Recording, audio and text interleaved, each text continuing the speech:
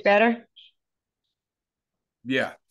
Hello, everybody. I'm David, target individual, and I'm with Katie. She's been targeted since 2006. Um, or not, my bad, since she came back from England. She used to work for CNN in England. She's got a very extensive and she's highly targeted. She's got a very extensive story. I watched her story with Roy E. Cups. So I've been wanting to interview her because I know, real victims is what I try to get on the channel. And I know she's a real victim. So, Katie, could you tell us what life was like before targeting and what it's like now? Yes, I can. Hi. Thank you so much for inviting me to speak with you No today. problem. I'm very flattered and I'm glad I could make it. Um, my life, many people have heard of me, and I'm going to back up and speak to the people that have never heard of me and so just bear with me if I'm repeating some stuff that's already known.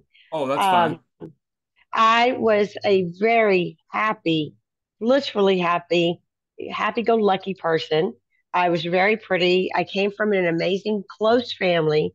Didn't have family emotional problems, didn't have drinking problems, didn't have drug problems, didn't have any of that. I come from a better than average family, highly educated out of Texas. Most of my family lives in Dallas and Austin, Texas. My parents and I we're from Boerne, which is a town, Boerne, out of San Antonio, uh, in the hill country. And it's known for affluent, wealthy white people have been there for a long time. I was just tried to do the right thing. I never caused problems. I never had any problems with the law. And I just was taught to be the best person you possibly can, to pay it forward, to do the right thing and work hard and be successful. Well, I kept to those rules. I worked hard. I went to University of Incarnate Word, started in 1995, which is a private university in San Antonio, Texas. In 1997, I transferred to London, England, where I graduated. 19, well, I take it back, 1998, actually. 1998 to 99 is when I graduated from Richmond American Institute and college. I'm sorry. I have someone that is pulling my ear right now and trying to put forced speech through.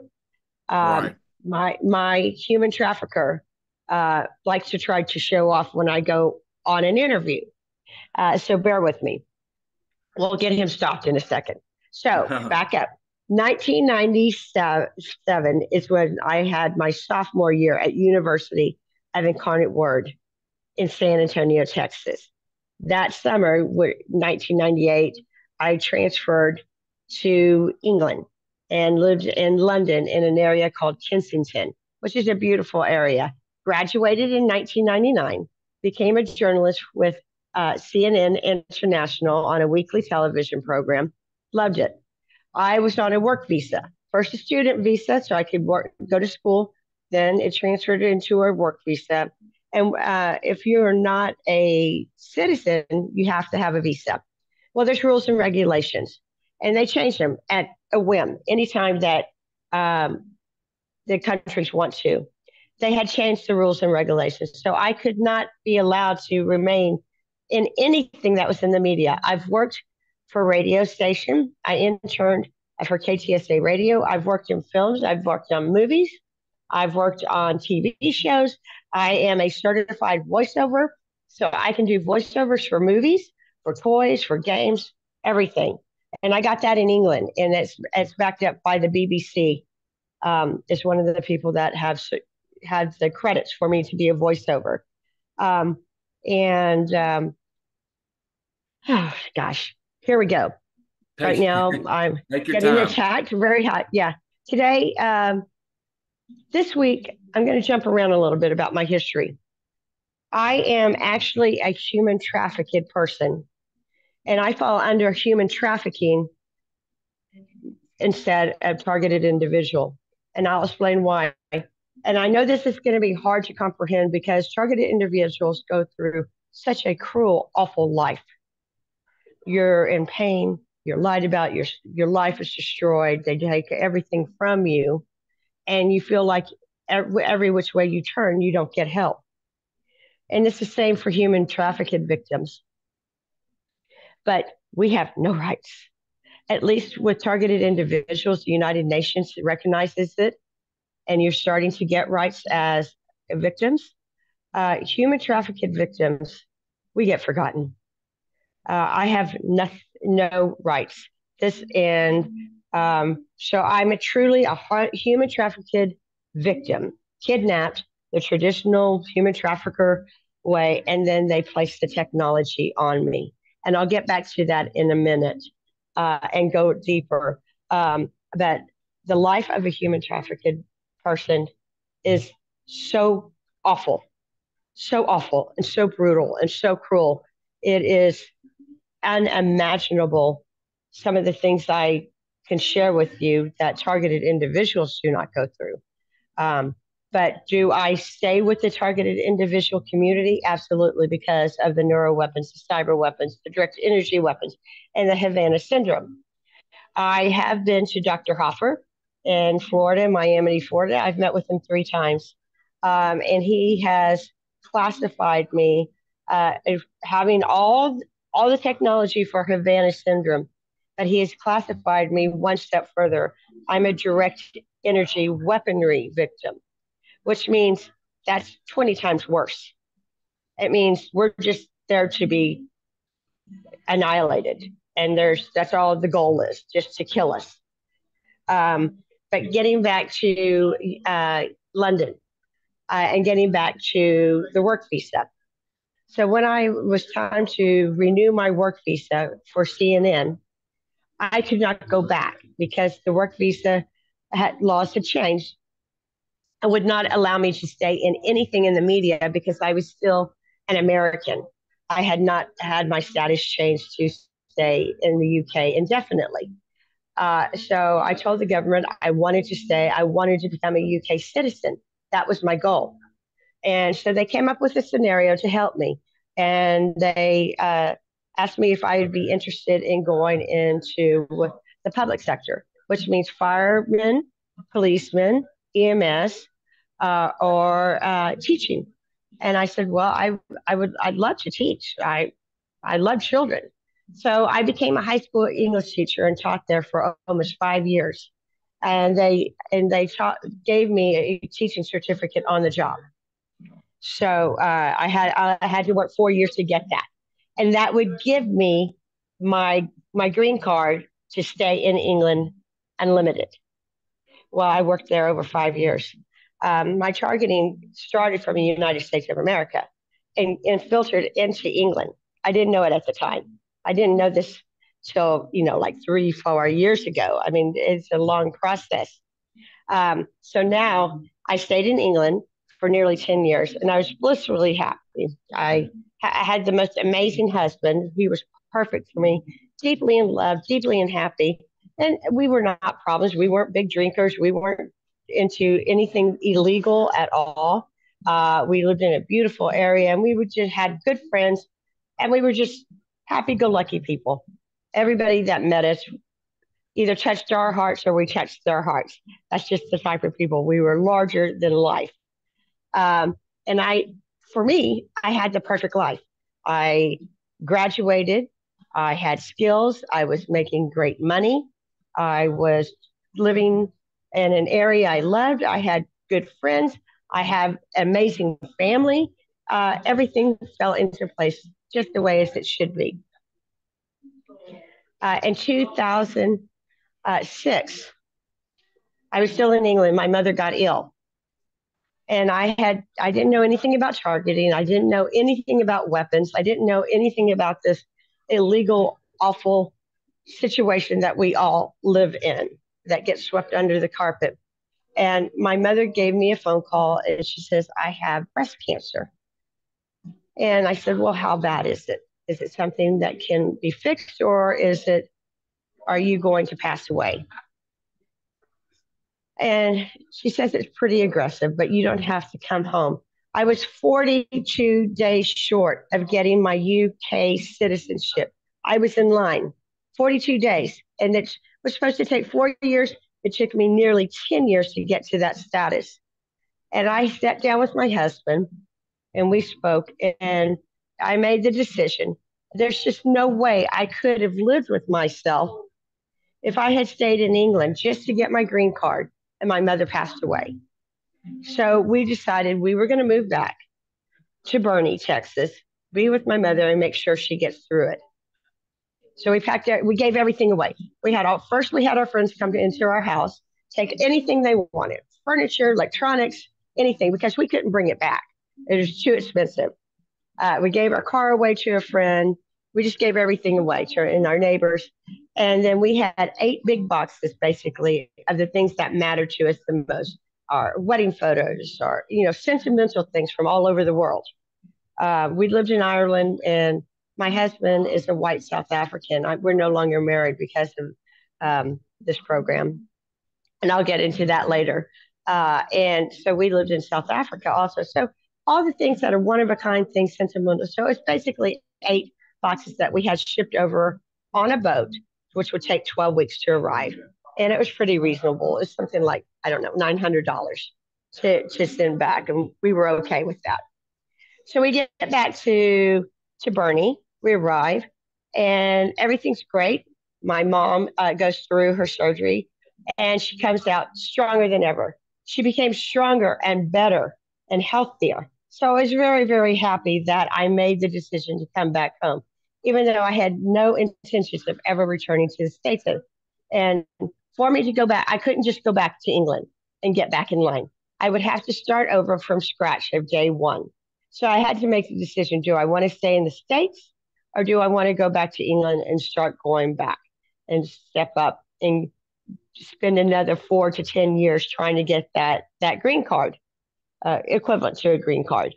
And my parents hadn't seen me in nearly 10 years, and they fell in love with my husband, and they treat him like a son. And they said, we want grandkids. We want you here. You've been gone too long. Please, please stay here.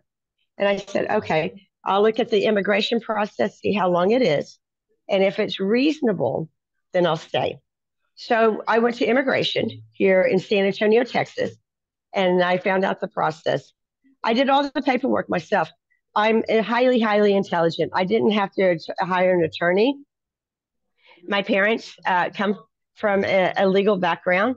So we went through it and we read it, and I did everything on my own. So I didn't have to spend a penny to get my husband immigrated. I did it myself. When you put someone through immigration, you become their sponsor.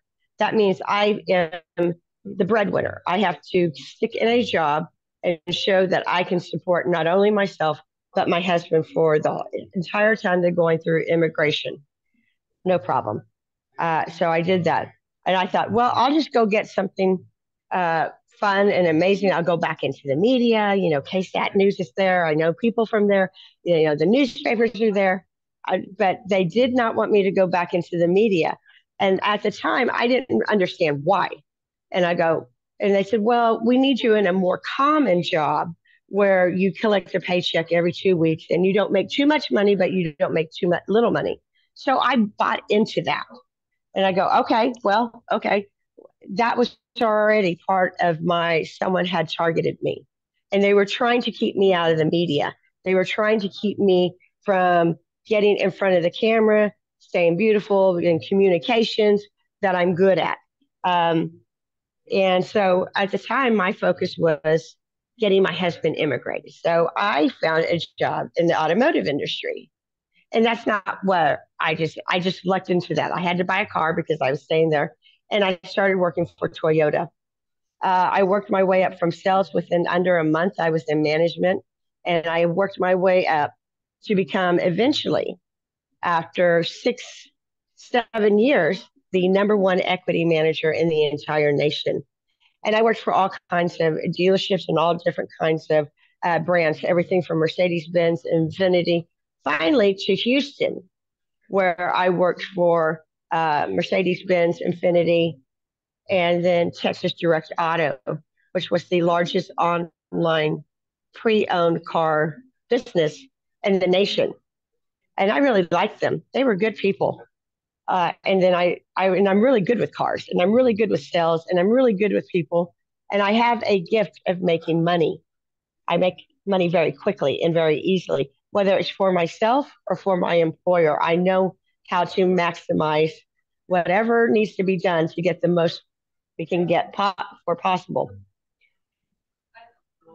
So I'm jumping back and forth, and I apologize. So now I'm No, going that's back fine. to Bernie, where I'm still married, seeing my family, and I'm getting overworked. I worked for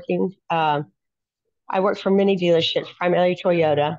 Clarence Clay was my first um, business owner for what was then North Park Toyota.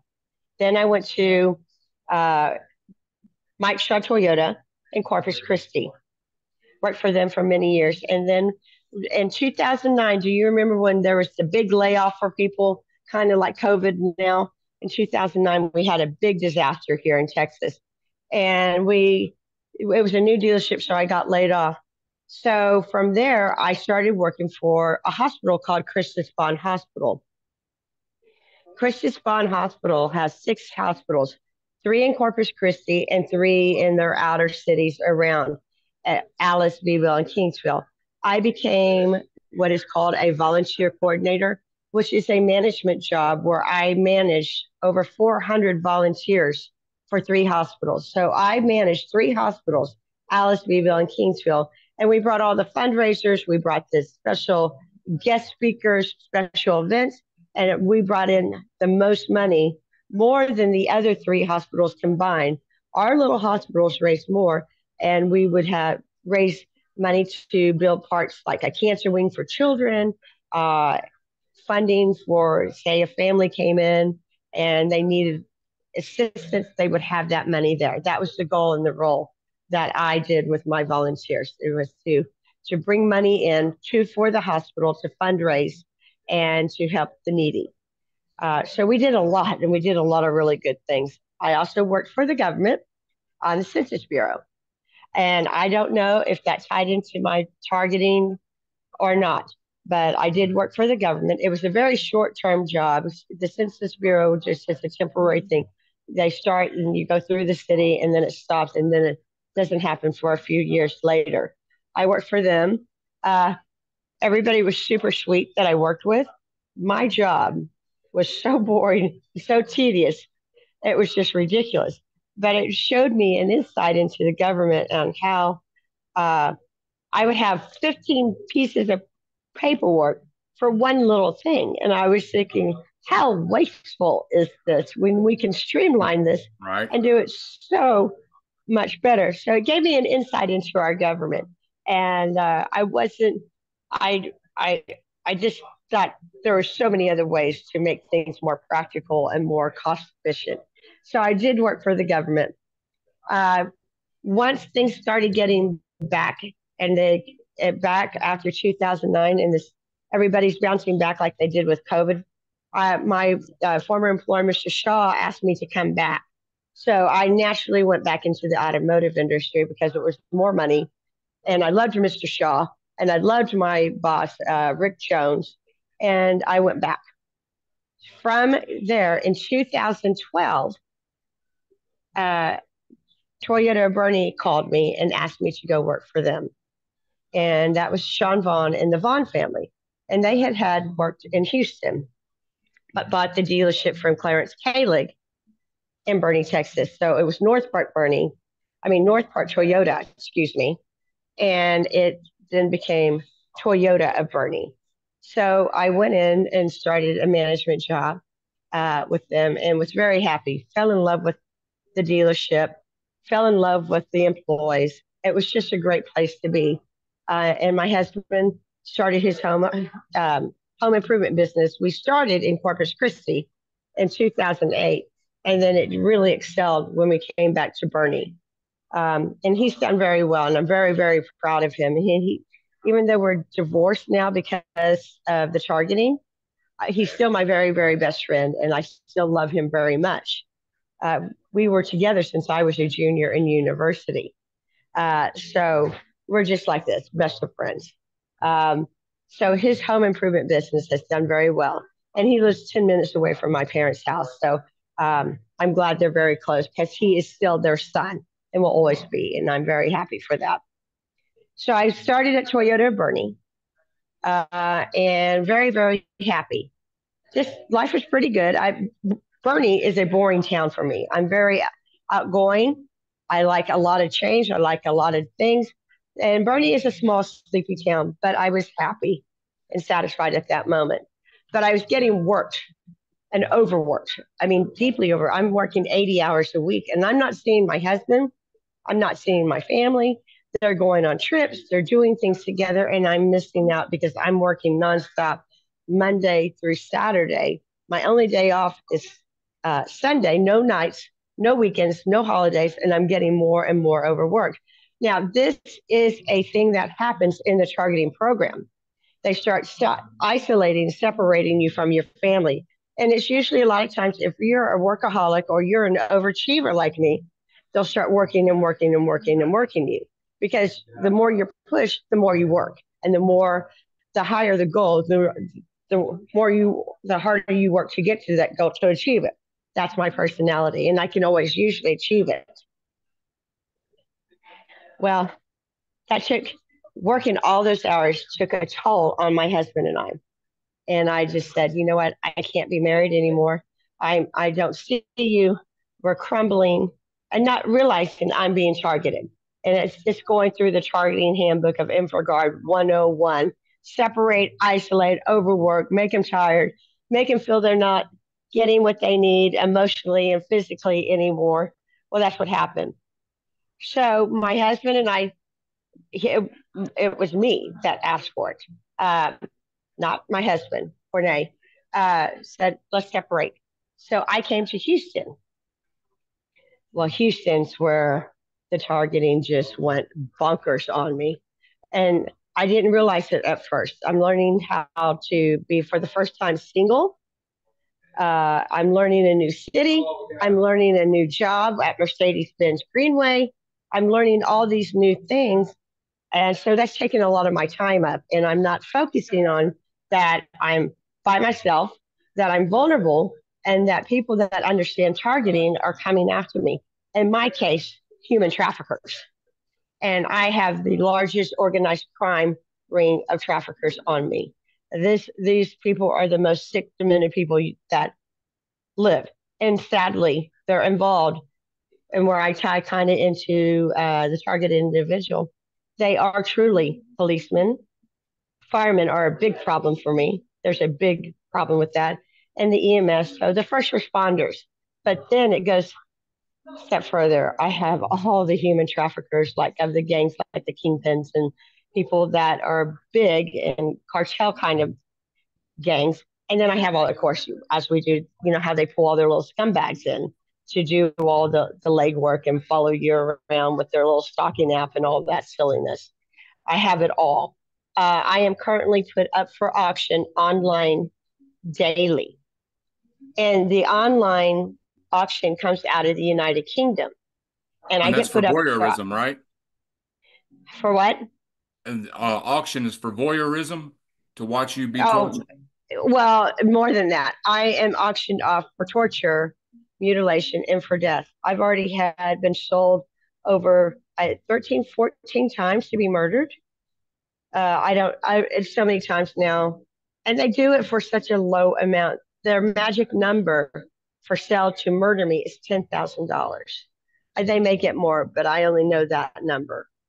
And and then whatever country those people are in, it's kind of changed now because I've gotten smart and I've gotten out and I've started talking about human trafficking more and more.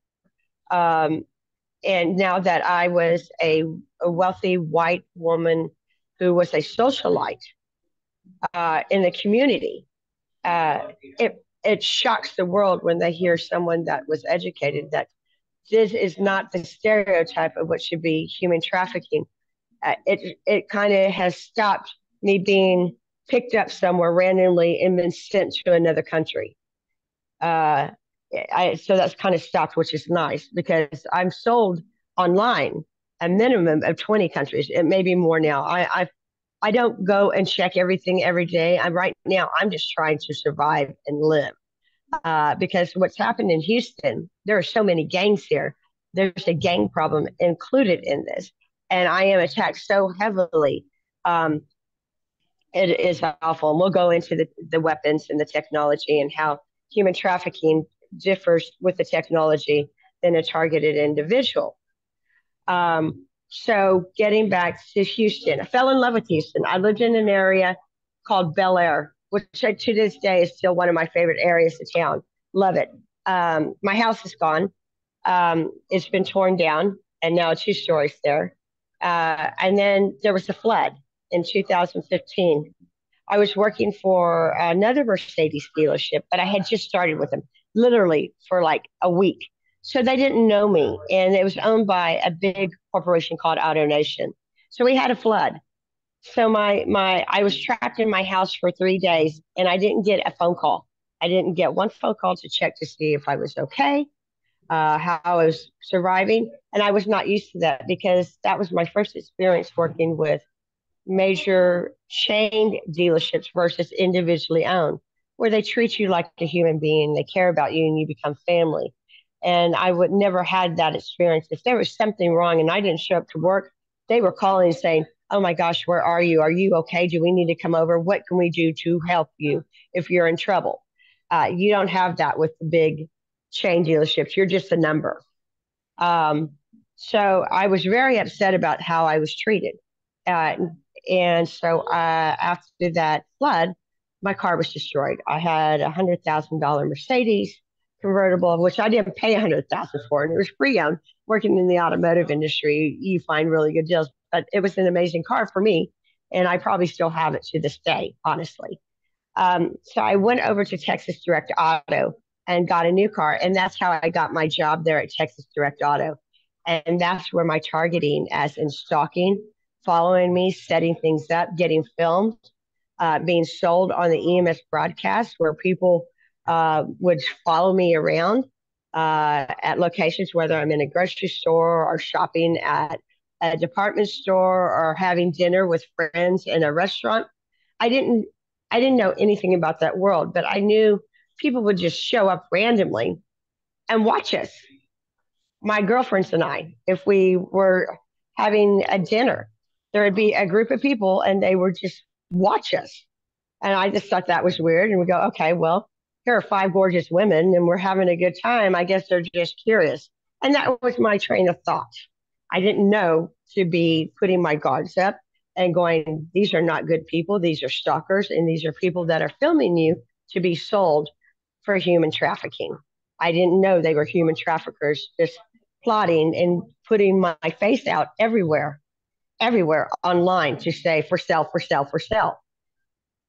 Well, finally, 2016, that's when all the weaponry got out into the hands on the dark market. So it wasn't only, these weapons weren't only limited to the military now. Now it's gotten into the hands of the hardened, god awful criminals. That's when the technology, which that my human traffickers like to call it, they're weapons. I have every neuro weapon, every direct energy weaponry you can that is known on me 24/7. But I am a living, breathing avatar. Now, I know a lot of people understand that this runs through computers, through software, and we are all on software on a computer. But the software that's on me was specifically made for me by human traffickers to make me be a living, breathing game. I am sold living, breathing game.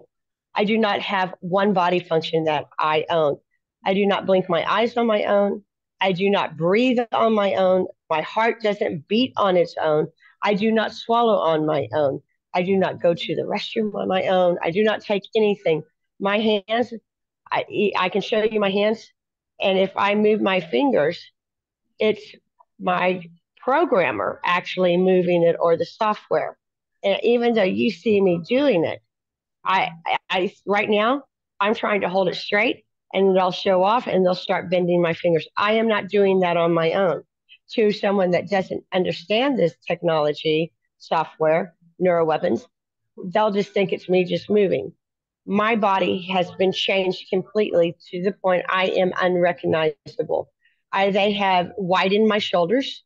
They have changed the look of my hands. They've made them look older and they've changed the shape. They have changed the whole shape of my body. They have cut my muscles from my face, my neck, my chest, my legs, my feet. My feet don't even resemble what they were. So if you were to look at photos of me before neuroweapons and cyber weapons were placed on me, I was, I'm not saying that it's a bragging thing. We're all beautiful.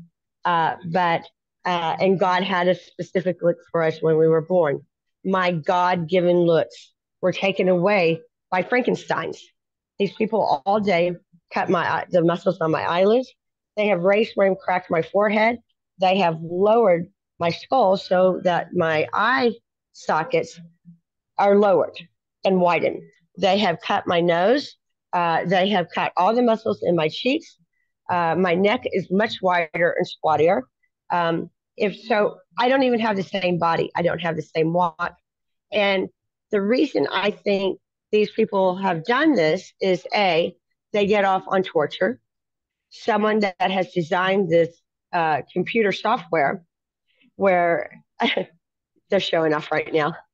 They're trying to say that I'm being pulled right now, so that it can look like it's me, but it's actually some jerk human trafficker that is yanking me. And the software comes originally it's made for the Air Force originally, but it's gotten in the hands of the worst people in the world. So I have no control over my body. If I and I get sold, so someone can go online to a specific website and they can cut my face. They can burn symbols. I have symbols and words, rude words, burned all over my body. And I work very hard not to show things. I have a satanic star cut and burned in the middle of my throat. I have a penis burned on the side of my neck. I have X's all over from head to toe. X with little round balls at the points. And what that means is slave. So that symbol represents slave. So I have it burned from head to toe on me. They love to burn my hair. That's You a have to wear big stuff to thing. cover it up, right? I've tried. I've tried everything. I've given up on protection. Anything that has helped me gets stolen. And I have spent thousands and thousands and thousands and thousands of dollars for protection. And I'm giving up. If there's something out there I can get my hands on, absolutely. Self, I try to do the vitamins that help our body to protect ourselves. Try to eat the right foods. Very important is if you can stay away from sugar and alcohol, if you can delete those out of your life completely, that will save your life. If you're on any form of direct energy weaponry, neuro weaponry, cyber weaponry, Havana syndrome. I do have Havana syndrome, but Dr. Hoffer classified me as direct energy weaponry because the laws are going towards that. And that means a bigger lawsuit. And it means that you're treated more cruel and Havana syndrome is awful, awful, as we know. So I am sold as a real time live video game. So anybody can go on anytime and say, let's move her arm and shake her arm. Let's let's stomp on her. One of the games is where they just stomp on you. And it's an interactive, like how they have the headsets now, the virtual reality. Yeah. So they can go get those and they can stomp on you all day, or they can kick you all day, or they can use swords and stab you all day. There's all different games like modes to go into, depending on what country, depending on what city, depending on which programmer or human trafficker is holding me for that moment. And it's really awful. And then they have the videos out of the deep fake porn. So there's all that's been sold out there. And my photos were sold before I even knew of me changing, getting dressed in my own home. when they were illegally surveilling me without my knowledge, uh, filming me with my family, my nieces, my cousins, my mother, my parents, my husband, my coworkers. It's all been filmed and sold on the dark web, which is pretty shocking. So there's a whole life story. From what I understand, I don't know if it's actual truth. I have never been able to get to the true facts of where my very first broadcast was. What I have been told by one of my human traffickers, it started in Dubai at the airport in Dubai. And that was like the first broadcast of my husband and I leaving South Africa to come to back to the United States to come back to live while my mother went through her cancer treatment. And that would make sense, but I'm not 100%. And if that was the case, I was filmed in that airport. And the goal that day was for us not to make it on that plane. And we did. So there's a lot of planes, there's a lot of flying, there's a lot of traveling involved with me. I've been smuggled through countries. I've been put on trains. I've been put on buses. I mean, it's just crazy how human traffickers can do whatever they want, and they feel they own you, and they're entitled to abuse you and torture you in the most cruel, inhumane way.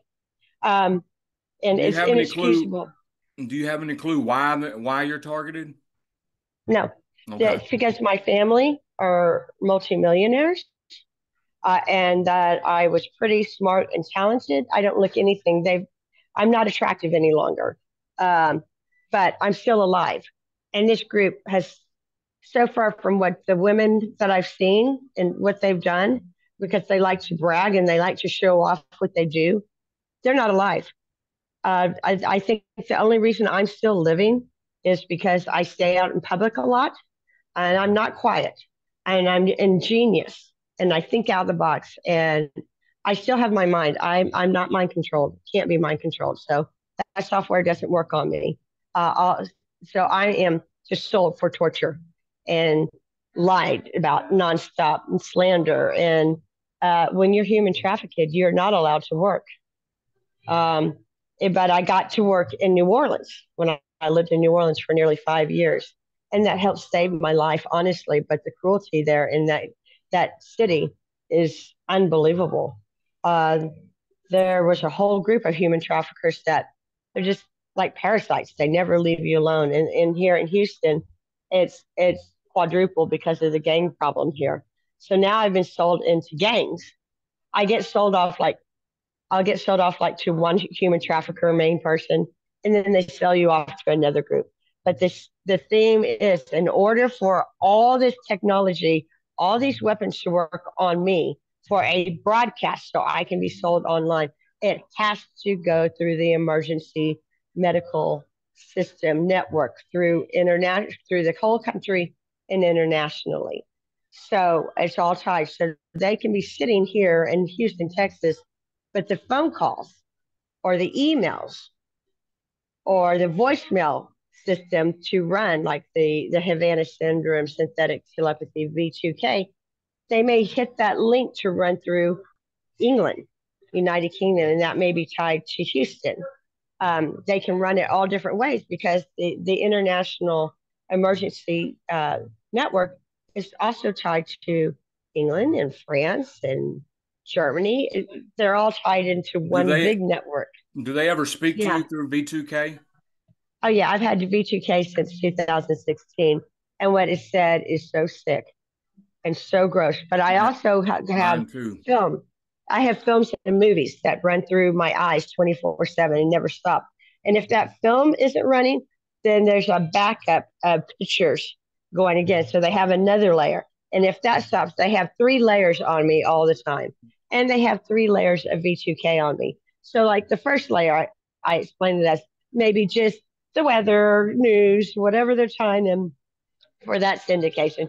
So I can hear the weather in another country. Oh, in Montreal today, it's going, it's going to be rainy and cloudy, blah, blah, blah. Or, Canada is a big part of this, as in because of Canadians are just, they got all the sick, cruel stuff going over there. They're really awful. So you have Canada, and then you may have the United Kingdom running here, music from, or a cooking show or a home and garden show may be running. And then the next layer is the V2K, which comes from uh, the original from the States. And everything gets logged into Schriever Air Force Base. So if anybody that has V2K, every word for that day is logged into that Air Force Base. No ifs, ands, or buts. So don't ever think that it's not. So your transcripts are in that Air Force Base, logged and accounted for.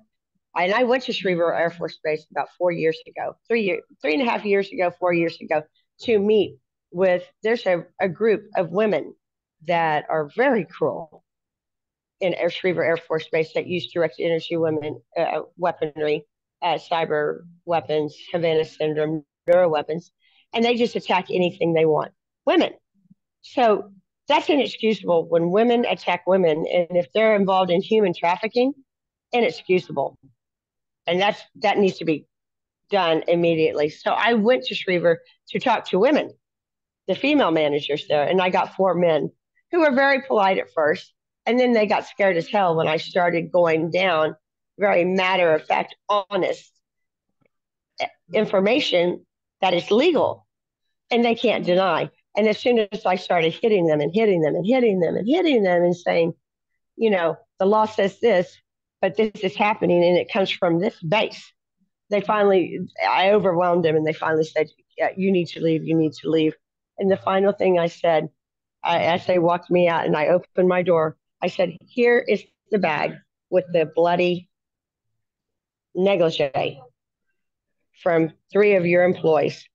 I said, do you want to look at it? And they freaked out and they just, said no, so that's never been shown in person to a Schriever Air Force Base employee, but I had the bag there and they knew. So that was pretty good. Um, I didn't really get anywhere, but I feel like it didn't. But if you've been on the base and you spoke to something, something came out of it. It shows a paper trail. And I've gotten to a lot of people know that I actually made it to the United Nations in Geneva, Switzerland, onto the ground, met with personnel. And then it was right between when Nils Melzer left, but Dr. Alice Edwards had not taken her position yet. So what happened is they made an appointment for me to come back to meet with her. And I was invited back. It was an invitation. It wasn't like, okay, you just set an appointment. It was an invitation to come back. Well, my human traffickers prevented that.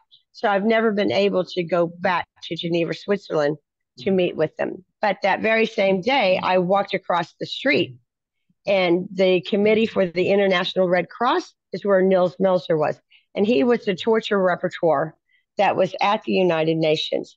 So I actually got to meet with him. And that was a very big moment for me because he is one of my heroes and he's one of my strengths. And he helps me get through this process to this day because he is such a remarkable man and he's so ethical. And he stands by his word. But he also fought for Julian Assange, who was the journalist that was in jail in England for standing up and telling the truth about war crimes.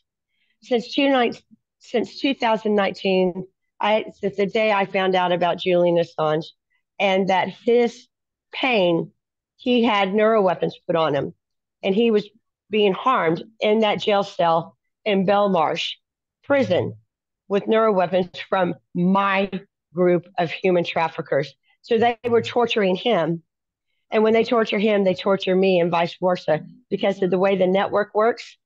And so anytime anybody would look up something regarding Julian Assange and that would go online, they would tie a file to that link. And then as soon as someone hits that link, it would send a neuroweapon to hit me and vice versa. So say someone looked up something regarding Katie or Catherine, it could hit him. Does that make sense? Yeah. Because what they do with this software is anytime there's an entry into online on any topic, I'm sold. I mean, I'm sold through the Home Depot. I am sold through coffee shops. I mean, it's just crazy how neuroweapons are tied into SKU numbers and links on online. Um, so when you go in the grocery store, you know how InfraGard wants you in a grocery store, they want you in a restaurant, and they want you in nail salons. Those are the big three places that they kind of want to keep women so that the technology can stay on. But when you go into a grocery store, there's a stock number, a SKU number, a barcode that goes on.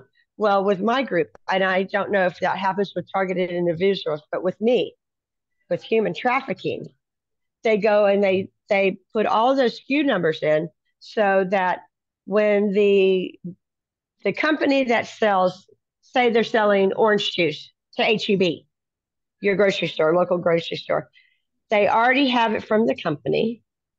Say it's Sunkiss. I'm just using this name. So Sunkiss has made a scan number up. So they tie into Sunkiss. Then Sunkiss sells it to HEB. Then HEB inserts it into their system. I get hit again. And then when it goes on the shelf and someone buys it and it goes through the checkout line, I get hit again. So I get hit 3 times for torture with that. And each time it gets hit, these human traffickers are making money. And I'm going to tell you about that. This is a very interesting software that they use. Basically, I am a cash cow for torture. And these military drones that we see driving around, they have flying around, they have software.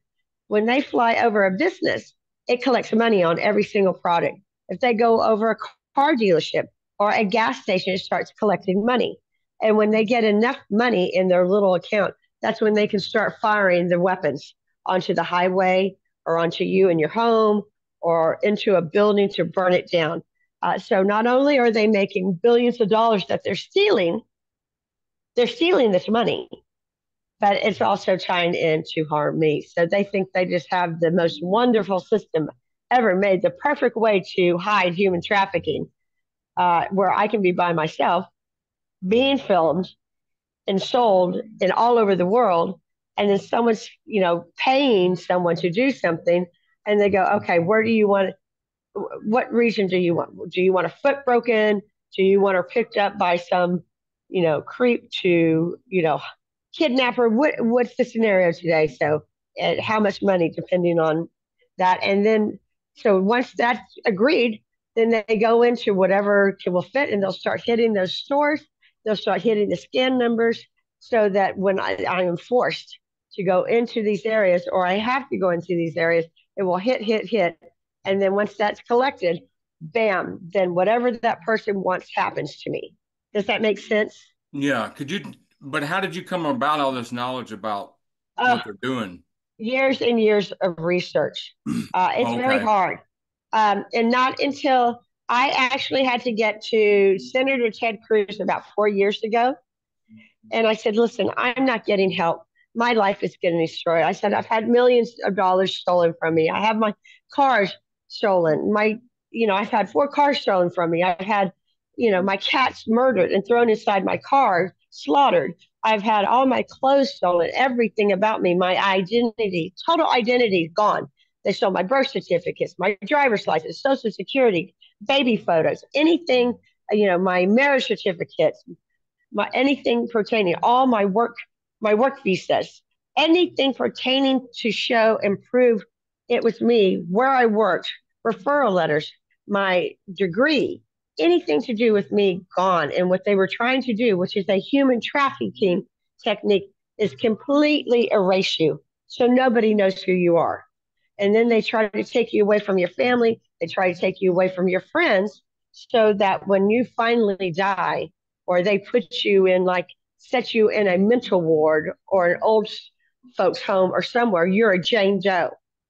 And then they just collect that insurance money and they can torture you for years on end and nobody knows you're there. Or they can claim you as dead, but you're still alive. You're just lost in the system, that you're Wow. sitting in a mental ward or old folks home, and yet your family thinks you're dead, and they still are torturing and collecting money. That is another human trafficking technique. So they don't always just kill you; that they can kill your name. They can kill your identity, so no one thinks twice that you're even alive. And with me, my whole like finding out my Facebook and social media, you know how they're stolen. Mine gets hidden. I've had to go through so many accounts, and nothing of mine is like my writing. I'm an incredible writer. I'm a talented designer, incredibly talented with writing lyrics. All of that's been stolen. And if you try to find things that I write, you just see a bunch of gibberish written by idiots that can't even hold a sentence to make me look dumb first. But it Right. also represents them, so they have this power, like they pretend to be me. So, I tell people if you see something, take it with a grain of salt. There's very few photos of me left online, and they're the same photos everywhere. Most of them have been, they've changed them a little bit to make me less attractive because they've cut my face up so much. I don't, and that my face is a whole different shape. They've cut the muscles where they drop. They've cut all my muscles in my eyelids to drop. They have cut the muscles in my nose and the cartilage in my nose to make it longer and droop. And they have aged me by 30 years now. I look 30 years older than I did 10 years ago. And it's just shocking how this works. Um, are there any questions? Because I can talk forever. So if you Uh, have questions, have maybe you that will help. have you ever ran Okay. across a honey pot, a real life honey pot? And could you explain the Uh, situation? I know what honeypots are. I have not had a honeypot on me, but how my honeypots happened is that's a great question. First of all, is they got me and how they set the software up on me to get me with human traffickers was online dating. So I was, even though I was already being stalked and toyed about thinking about being sold for human traffickers already had their eyes on me. How they grabbed me and how they built the software that attacks me. I have the software that's not allowed to even be in this country. It's called Pegasus, and it is. I think it's from Iran. I think it's out of Iran, and it was banned in this country. And then they made one first software, and they took it away. And I actually started getting healthier and stronger. It got this country took it away. Then they came out with another form, which was on, and now all of a sudden the old software that was taken away, they've replaced back on me because what's happening to me now. The other day, I almost died. I almost died in the middle of the highway driving, and that was the goal. But fortunately, I'm smart, and I would never ever put someone in jeopardy on the highway. Working in the automotive industry has been a big blessing. I care about cars. I understand cars better than the average person. And when your car's tampered with, and then they're hitting you so hard that the bridge you're on is shaking. There's a shake like when cars go through a bridge, but when you can feel a slam from direct energy weaponry, there is a problem. That's the same type of slam that can tear a building down. And the software I have on is the software that goes into like what's harming Gaza and the Ukraine, the same software that goes into war. And it is the most cruel, sick stuff you can imagine. And it's on me, which is pretty heartbreaking. So I have international human trafficker investors. And that's, I think, why no one's gotten to me yet because someone has spent a lot of money somewhere to feed their first responders funds here in Texas and Louisiana. They're paying them something to be allowed to keep this weaponry on me. Have you ever Um, met, like in 2018, I just learned what targeting was, and I'd been going through it for years, and I would run across these TIs. They would say, "Yeah, come here and I'm going to help you." Well, after the first day, they would kick me out, and then they would put online that I did something that I didn't do. You know what I'm saying? oh, And they yeah, I had people like that at the community-based beginning. agents. Yeah, well, mine were human traffickers. They weren't Right. agents. They were just human traffickers. But I didn't know it. So it's a fact finding we're dumb. We don't know what's happening. We don't know. So anybody that seems helpful, if you can grab something, but I was very quick to understand that they were awful people and they were there to hold me somewhere that my traffickers wanted me, or to misguide me, to send me to a place another human trafficker or a customer wanted me to go. And and when we're first learning this, we're so innocent and naive. We don't know our left or right. All And right. so you got to kind of use your wits. And human traffickers are beyond awful people, What's and your they advice are. on somebody going through what you're going through, or you know what I'm saying, who's just found Yeah. out, hey, I might Okay. be. Advice is stay strong. Don't lose your cool in public, even though that's like my human traffickers. The number one thing is to degrade and humiliate me in public, to get off on that. And that's like the greatest thing for them. So they will have people surround me that will do god awful things. Um, but with the technology, they can make me sneeze. They roll my eyes a lot. And that's something they're trying to cause a heart attack or a stroke. Uh, but they will make me sneeze or a runny nose, or they'll get together and they'll burn my face where it's called melting, where my face just drops.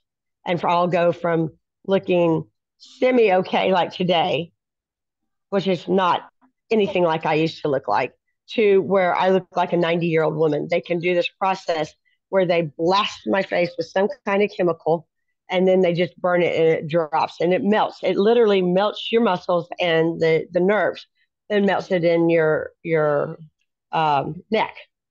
So that's a big thing. And saying rude things, aren't you the woman that's supposed to be, chopped up and into pieces and stupid stuff. And So see, it my just depends B2K where. tells me that all the time. Yeah, What you just said. well, yeah, and the V2K that I'm on is it tries to they turn it up where they don't want anybody to be able to speak to me, to have a conversation with me. It's turned up so loud that I, they want me to hear that and nothing else. Well, you can't do that. You have to get out and change your environment constantly, and it will break your V2K. And the more people you can speak to about anything but targeting, it actually will lower it and lower it and lower it. I had gotten my targeting in New Orleans almost like, say, now right now in Houston, I'm like, it is so bad. It's like from day one again. In New Orleans, I actually got it down to here because I had built a community of friends. And if any of y'all can get on my Instagrams, you'll see that my wonderful group of friends that I was with, amazing people. And the more I spent time with them, the harder it was for a human trafficker to come grab me, to have all that technology turned on 24/7 because it hurts everybody. It's not just on you. They're running direct energy weaponry that fills the whole room or fills the whole stadium or fills the whole town. So they have to make a decision. Are they just going to destroy and harm everybody in your path just so they can hold on to one human trafficked person? Or are they going to have to lighten up some so that people live? Right. I Um, remember I was in New Orleans in 2018. I was at the Rebuild Center and they were handing out shoes and I needed a new pair of shoes. So I asked the I was there dude, in 2018. It's a pity yeah, we didn't I asked meet. the dude for shoes because they were handing out new pairs of shoes to homeless people. And he said, listen, come back when nobody's here because I can't give you nothing in front of anybody. So I came back. He gave me a brand new pair of New Balances. He said, don't tell nobody I gave you these shoes. So he was told something Oh, not to help me at all. But yeah. I would stay on Bourbon Street because, if you're getting gang stalked, it's hard to tell 30,000 new tourists every day to gang stalk him. I'd still get stalked, but I like staying on Bourbon Street or Royal or somewhere busy because it just made me feel safer. Yeah, I'm surprised we never saw each other. Yeah, me too. Yeah, I knew everybody in the French Quarter, and maybe if I saw you in person, I would recognize you. But I knew almost everybody because A, I had to survive, and B, I had to keep wits, like to show I'm a good person, and I'm not just some uneducated person that's never done a thing in her life. Right. And and that's their goal. I mean, human traffickers just want to strip you of everything. They've stolen millions from me. They've stolen billions from my family, and they murdered my mother in January. Mm, But they have murdered half my family. My human traffickers. They murdered my grandparents, murdered my aunt, mm, and it was all for money because they're all millionaires. right. They murdered my only family member that did not have money was my uncle. But he was incredibly artistic and creative. He was here in Houston and he worked for a real famous artist. And the artist took his stuff that he made and put his name on it. So they got money from that artist more than likely. So that artist could stay successful because they do that. Like with me, there are musicians out that have my music lyrics and been paid for my words that came from my mind, my heart, and my soul. And they've made billions off it. And Wow. same with my writing. I'm waiting for my books. I have never seen them, but someone has all my books I've written. And maybe they're published in a different country. Anything that's similar to me has been dumbed down and it's, not nearly as wonderful and creative and fabulous. But there's a theme that I had come up with, and then it's a dumbed down theme. I've seen that. Um, So your yeah, and advice, then my style of dress, like my designs, my clothing, they all were taken, and then all of a sudden there'll be a copy of my dress or my shoes or my handbag somewhere that's from a Texas-based fashion company. So they go in and they steal anything. If you're creative and ingenious, they take everything of you and then they copy it and start selling it out. So that, like I said, I'm a victim of the largest organized crime ring, I think, probably in the world. And that's how they can have so many different avenues, like the fashion industry, the skincare industry, the music industry, the writing industry, anything tied to me, So they have all their little friends, and then you see these dumb people that that are acting like you. I have more than 50 people globally. My name is very unusual. And there's only 3 people with my name, and now there's more than 50 people globally with my name. Just all of a sudden. So that's where I think they made their biggest mistake. so your Once advice to they, other women going through this, what would you tell them besides stay oh strong yeah, I'm and sorry. I was well. Here's the advice to anybody: stay strong.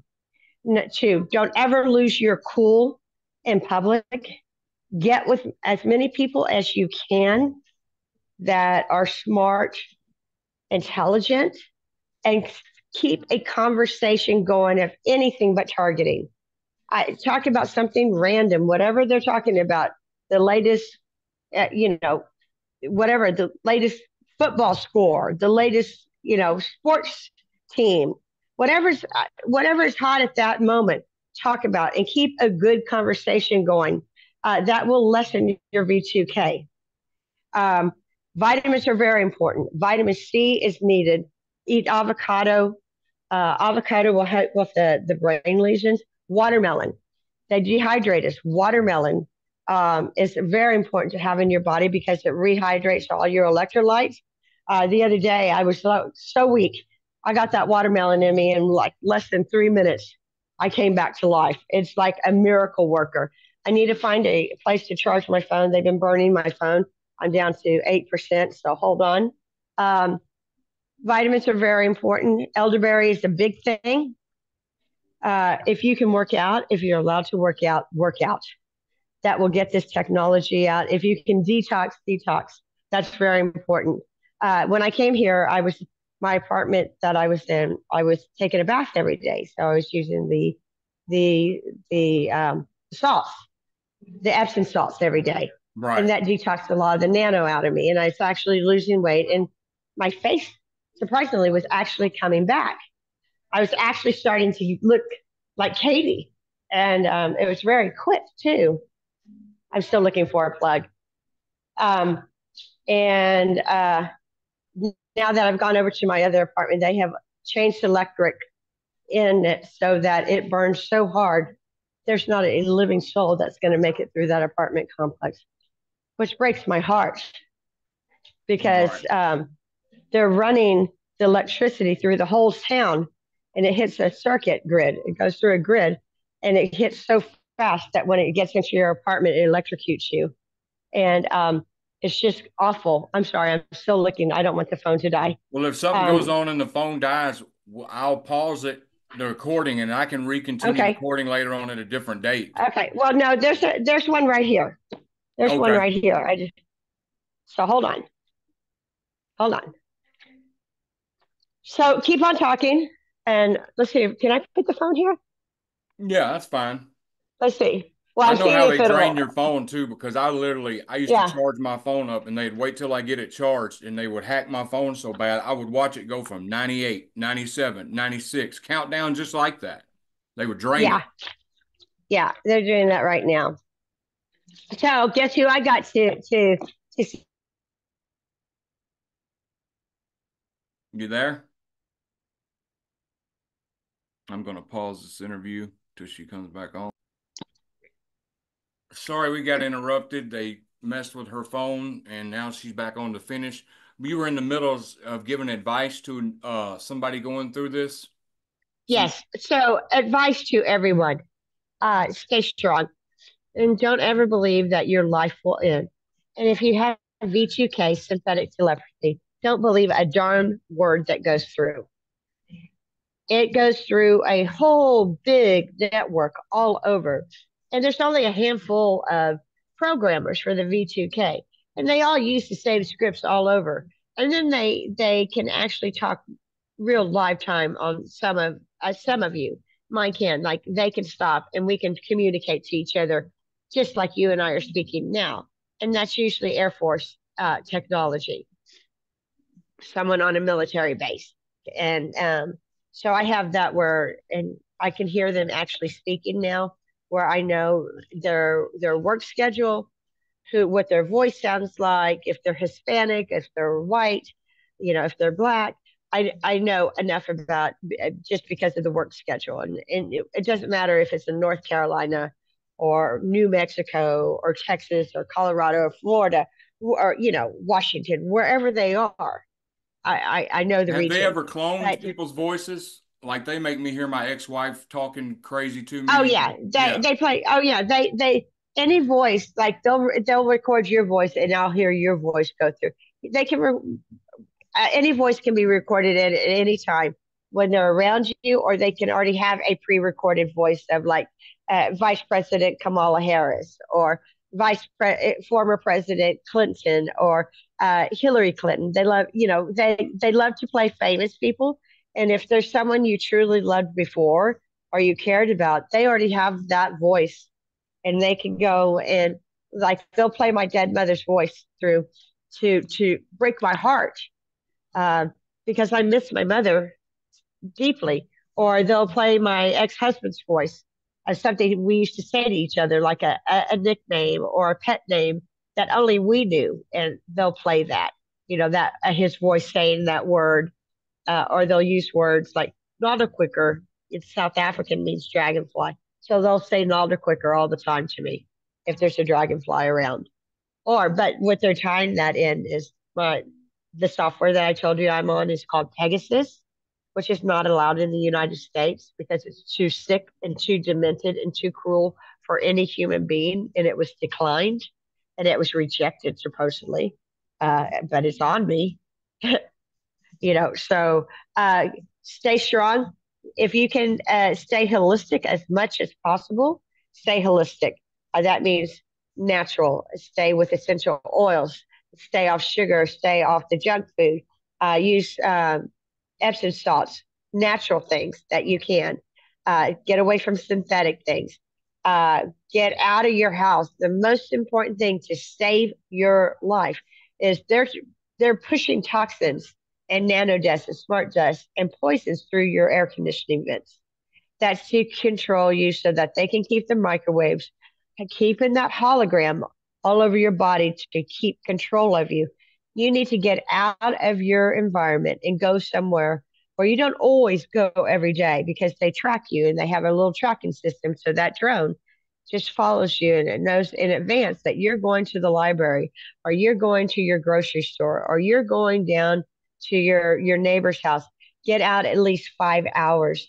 You need to get and stay in fresh, clean air somewhere. What saves me is I keep going to different places all the time, all over. Like the other day, I got on the train here in Houston. I had not used the train system. So I just stayed on the train system all day and learned it. Every train there's like three trains, and I learned the system on which way it went and what time and how it works and what part of the city. So I got all over the city in new areas, and that saves you and protects you because first of all, they want to keep you in a very tight little area, and they don't want you to veer out of it. They want you to go stay at your home, go to the grocery store, and come back and never get out of that Yeah, house. I'm Or agoraphobic. I haven't, because of this program, I have not left the house in 2 years. No wow, exaggeration. if I were to sit in my home for 3 days, I would be dead. I'd be electrocuted to death. I couldn't survive. Most of the time now in this new apartment that I'm in, it has never been turned this high up.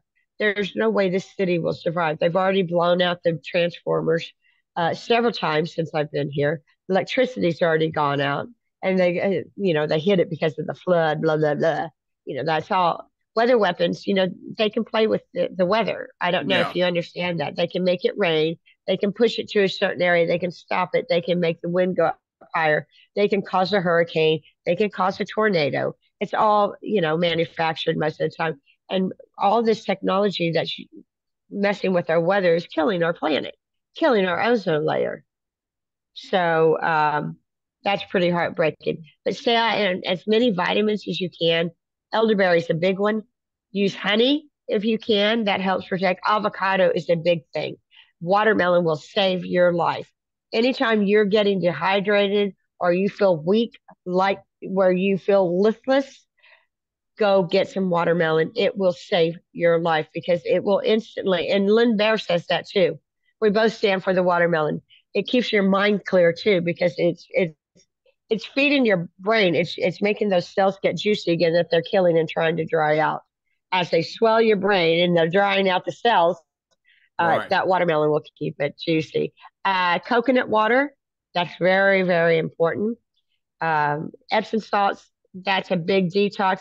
And when I came here, that proved it because I was using Epsom salts in a bath every day. And I actually lost weight and I was getting stronger, building muscle. And now my new place, I can't take a bath. I can only take a shower, and it's gone back to the old way. So I wish that I did not leave the apartment I was in, but that they were breaking into my apartment every day. So I had to choose to move. And to get even with me, they amped up the electricity in that apartment that no living soul can be in. You walk in, if you were to walk in, not as a targeted video, just a normal person, they would instantly feel sick. They would definitely overheat. They would definitely get serious migraines and they would not be able to think properly. That's how bad it is in there. They have switched, however they do it, they have switched electricity to go backwards where it's heating too harshly. Right. It's up too much. I got one more And question and we'll be they also done. have what's called is a Raytheon Ravenclaw, and Oh, that's yeah, a the cruel, cruel. Ravenclaw device. Yeah. Yeah, and Is that's it? gotten into the hands of hardened criminals and human traffickers, and they buy them online. And it's just a little tiny box. It can fit Yeah. into my handbag, and they go put them in. And they run by Wi-Fi, so they'll just put it in the next door neighbor's apartment, and they'll be clueless and have it directed to you. They'll put it in the house behind you. People don't know what these are, and they see an electrician or an air conditioning man, someone posted or they can do it without. They can go right on the property and stick it in. Yeah. These things can go It into also hotels, sets up restaurants. that Ravenclaw device you're talking about can also set up a geo fence to where you Uh get huh. hit if you cross certain boundaries in your house and all that. Yeah, that's definitely central. In each room of my house, the bathroom and the bedroom is the most cruel because of the plumbing and the way they set it up. They have my hologram. We all each have what's called as a hologram. So it's your microwave, uh, invisible prison cage. It's the Right. best way to say it. Mine has screws, like screwdrivers going through my ears, like a screwdriver, like screw going through my skull, screws on my breast, and my personal parts, screws going in my hips, my knees, through my feet. I have screws running through me all day. Screw like corkscrew for a wine bottle. You know how it goes in and then Yeah. yanks out? That's what they have on my skull. And I have it in my eyes too. Well, I have one So more that's what runs question on me for all you. day. My Yeah. last But you question can move is around. my Huh? last question, and I'll let you go, is when you talk to Ted Cruz, so Ted Cruz knows all about this program, right? Well, when I spoke to Ted Cruz, I was very political, diplomatic, very professional. And I told him, I'm going through a terrible crime right now and I need help. And I said, I have been broken into a certain amount of times. My cars have been stolen. My cats have been murdered. My bank accounts have been drained. And when I go to the police, I'm being ignored. And I said, I know there's a crime here. I need help. I didn't say anything about any weapons, Right. technology, anything like that. I went in as a concerned citizen, a woman, single woman saying, why am I not getting help from investigators and police and the people that are supposed to help me? Did he And listen he to you? was, yes, he did. He absolutely did. I went to the Texas Attorney General, and that was the first time in over 4+ years that someone actually took 2 minutes to listen to me.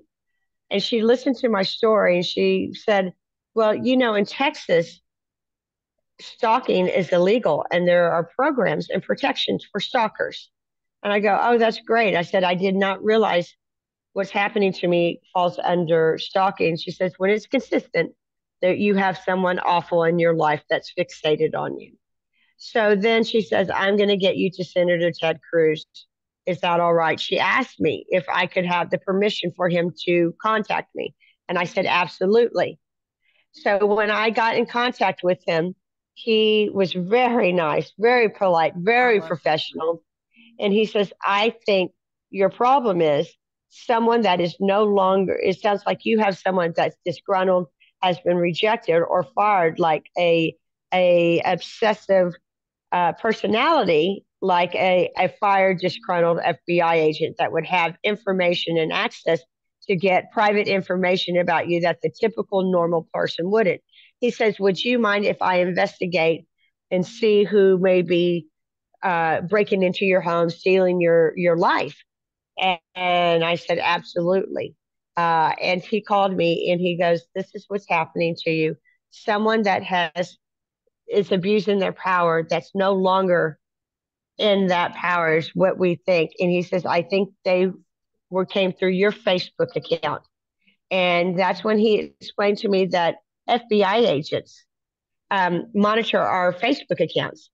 They're assigned to make sure that there's not a terrorist on there or someone's threatening to kill a famous, like President Biden or something. They're sitting there and they watch.